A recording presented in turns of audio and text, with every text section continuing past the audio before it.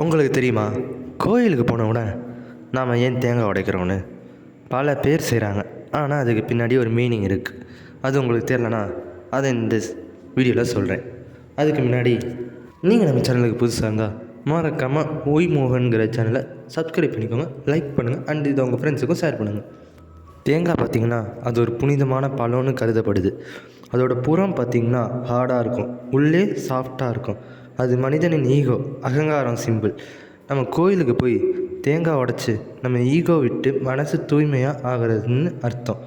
மேலும் தேங்காயில் உள்ள தண்ணி பவித்திரம்னு சொல்லப்படுது. அதனால தான் நமக்கு கோயிலில் தேங்காய் உடைப்பது ஒரு டிவைன் ஆஃபரிங்காக கருதப்படுது. அப்படின்னா நெக்ஸ்ட் டைம் டெம்பிள் போன போதே தேங்காய் உடைச்சப்போ நினச்சிக்கோங்க, இது சும்மா பழக்கம் இல்லை, ஒரு பெரிய லைஃப் லெசன்.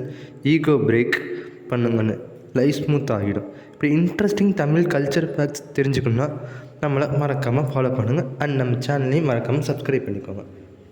மெயினாக தேங்காய் பற்றி சொல்லணுன்னு பார்த்திங்கன்னா, அதோடய வெளிப்பகுதி பார்த்திங்கன்னா ஹார்டாக இருக்கும், உள்ளே பார்த்திங்கன்னா சாஃப்டாக இருக்கும். அது மனிதனின் ஈகோ சிம்பிள் மாதிரி. ஈகோனா அகங்காரம். அதே மாதிரி பார்த்திங்கன்னா நம்ம கோயிலுக்கு போய் தேங்காய் உடைக்கிறது எதுக்குன்னு பார்த்திங்கன்னா நம்ம ஈகோ விட்டு மனசு தூய்மையாகிறதுன்னு அர்த்தம்.